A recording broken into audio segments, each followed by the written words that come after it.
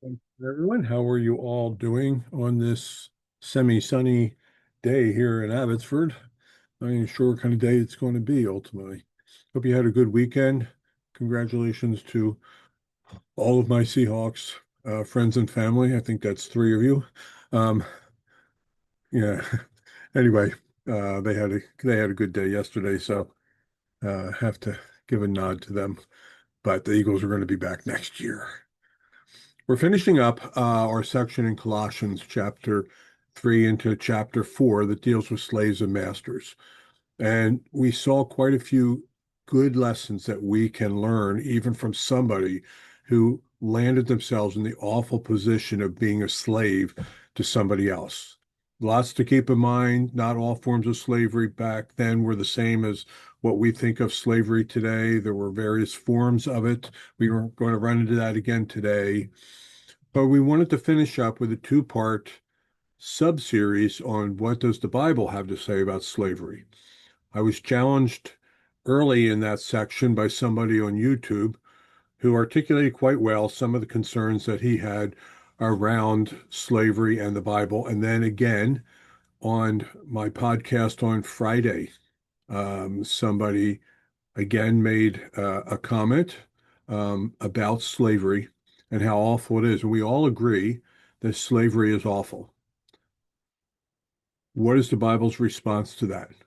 In the New Testament, it's very clear, and we'll come to that again. Repeat what we saw in First Timothy related to that. The Old Testament is admittedly far more problematic because it did allow for slavery in this new little nation called Israel, which in one sense is a very odd response to God calling a group of people out of a situation of slavery, mass slavery, a whole nation living in mass slavery to a larger nation. The nation of Israel, I forget the exact number, 4 million people, every one of them was treated as a slave to the Egyptians, and God called them out. And in the calling out and giving them freedom, it became the ultimate picture of salvation that we have in Jesus Christ and how God gives us spiritual freedom when we come to Christ. So, out of this ultimate picture in the Old Testament of what salvation kind of would look like, God gives birth to a nation that it turns out is so far from perfect, so far from perfect. It took them so many years wandering in the desert to try to get their act together before they're actually allowed to enter into the promised land. And God gave them 10 commandments, a lot of other commandments, 10 commandments overall, to guide them as a nation. In the founding 10 commandments, there is nothing that references slavery, either condoning it or condemning it. Okay? But these are the foundational ones. That's Exodus chapter 20. Here's what happens as we step into chapter 21. This is where we have to be honest with the scriptures. We don't have to put blinders on just because scripture might offend our 21st century sensibilities. It doesn't mean we're actually the ones that are right. We need to think clearly and deeply about these things. So in Exodus 21, there's quite a number of places that addresses slavery, giving regulations to how slavery was to work in Israel. I'm just going to focus on one. This is not a complete lesson on this. There's a point that I'm going to be driving to. Exodus 21. If you buy a Hebrew servant, he is to serve you for 6 years, but in the seventh year he shall go free. Make note of that. Slavery was not meant to be a permanent lifetime thing in Israel. It had its limits around it. And in particular, for a fellow Hebrew, you could only keep him as a servant for a maximum of 6 years. And then on the seventh year, he was to go free. Actually, it might be less than 6 years because the year of Jubilee was set on the calendar to happen every 7 years. And in the year of Jubilee, the slaves were set free. But in the seventh year, he shall go free without paying anything. If he comes alone, he's to go free alone. If he comes with a wife or a family, she leaves with him. If his master gives him a wife and she bears him sons and daughters, the women and her children shall belong to the master, and only the man shall go free. But if the servant declares, I love my master and my wife and my children, and I do not want to go free, then his master must take him before the judges, and this has to be confirmed legally. He shall take him to the doorpost, and pierce his ear with an awl. Ouch. That like just hurts to think about. But it's those of you that have gotten ear piercings, just an ear piercing. Then he will be his servant for life because it's his voluntary choice. This gets even more problematic. If a man sells his daughter as a servant, she's not to go free as male servants do. If she does not please the master who has selected her for himself, he must let her be redeemed or bought back by the family.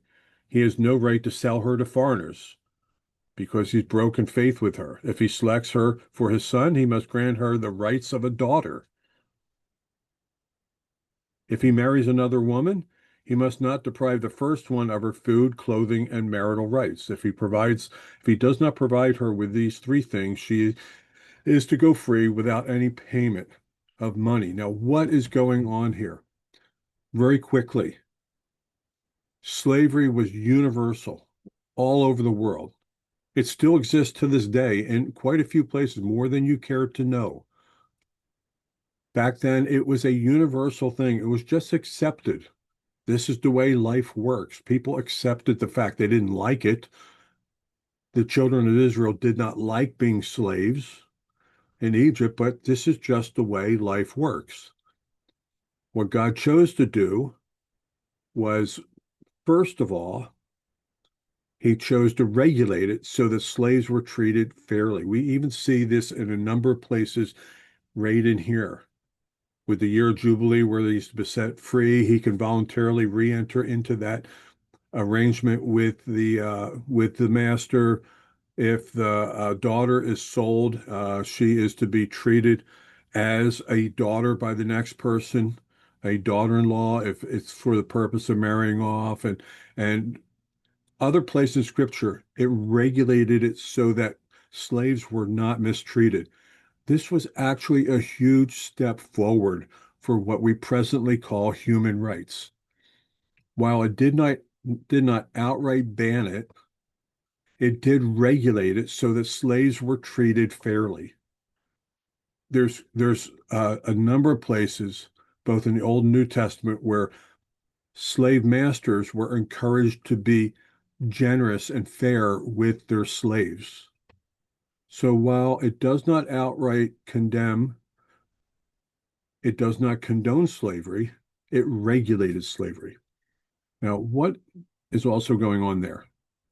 I actually want to look at a passage very quickly that on the surface might seem to have nothing to do with it, because Jesus is going to be talking about divorce, but hang in there. Some Pharisees came to him to test him, Jesus, and they asked, is it lawful for a man to divorce his wife for any reason? There's the abuse. Uh, Divorcing a wife for any reason at all. I didn't like her cooking today. I didn't like the way she dressed. Frivolous things that were being used as excuses for divorcing a wife. And that put a woman in those days in very difficult position financially and otherwise to be able to care for herself. It was a terrible abuse. Haven't you read, he replied, that from the beginning the Creator made them male and female? And he said, for this reason, a man will leave his father and mother and be united to his wife, and they will become one flesh. So they are no longer two, but one flesh. Therefore, what God has joined together, let no one separate. There's the principle. God blessed marriage, and we're not to separate it. Well, why then, they asked, did Moses command that a man give his wife a certificate of divorce and send her away? Pay attention here. Jesus replied, Moses permitted you to divorce your wives because your hearts were hard. but it was not this way from the beginning. I tell you that anyone who divorces his wife except for sexual immorality and marries another woman commits adultery. It wasn't something that God wanted. He didn't plan it into the system, but God gave us a certain amount of freedom and autonomy as we live our lives and create our cultures. And in giving us that, we go astray and we go off into areas that we shouldn't. We introduce way too much divorce into society. We introduce it for frivolous reasons. We mistreat women on the way out the door. And so God said he permitted it, but he didn't plan it because people's sinful hearts demanded these things. In the Old Testament, people's sinful hearts demanded that there be slavery. It was not in God's original created order. I defy you to read the beginning of Genesis and find where God condones slavery. He doesn't. But people's sinful hearts do what they do. And so the Old Testament response frequently is to not bless it and not to outright condemn it, but to say, fine, if this is what you're going to do, I'm going to put limits on it so people are treated fairly within this. So that's the primary response to the Old Testament and slavery. God never created human beings to own other human beings. It was never part of the created order, but sinful hearts demanded it, even in a nation that was to be his very people. And so God regulated it so people were treated fairly within it, all the while moving towards a time when he sent his son, who would ultimately set people free. God takes a long view on these things. And so last week we read just a little bit over, but these are big topics I'm trying to squeeze into short periods of time. We read in 1 Timothy 1. I'm going to just read what I have highlighted.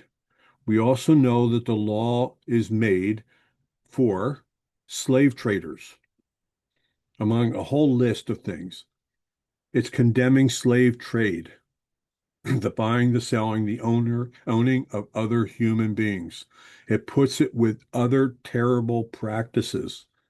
You cannot tell me, sorry, that the Bible never condemned it. It outright condemns it right here in 1 Timothy chapter 1. It also condemns it in other ways all throughout the Bible because it goes on to say that anything else, including slave trade, which is contrary to sound doctrine and does not conform to the gospel of Jesus Christ, it is wrong. When he says what is contrary to sound doctrine, that means within the Old Testament, they actually had every principle they needed to come to the proper conclusion that slave trade was wrong and should not be treated that way. And God gave them the example of being released from slavery from Egypt as a huge example to them. He built into it, you have to let them go on every seventh year. You got to leave them free because the ultimate goal is for the person to be free, not to be a slave. Is the Old Testament a little bit problematic to our New Testament, I mean, our modern 21st century sensibilities? Yes. Does that make it wrong? No. I'm not sure where we ever decided that just because we've made it to the 21st century, we have a right to criticize God and to critique God. God has a good and perfect plan and a good and perfect way of getting humanity to where they should be. But it's not always the plan that we have. But his plans are always better plans. So anyway, that is my summation last Friday and today of what the Old Testament and New Testament has to say about slavery. In each testament, it actually is condemned and not condoned. In one, it regulates it so people are treated fairly. And in the other testament, it's meant to set people free. So that's my word on it. If you disagree with me, feel free to leave comments. If you're watching this on Facebook, I would appreciate if you click the YouTube link and just let it play for a bit so my YouTube views start to grow, so more and more people will see it on that medium. But anyway, between now and then, we do want to pray for the Brown family during their time of grieving and pray for God's blessing on you during this week. Sorry, I'm not able to be with you. I have some responsibilities down here I can't get out of, but I'm praying that God will bless you and encourage your hearts even during a time of deep grief. So have a good couple days. I look forward to seeing you all on Wednesday.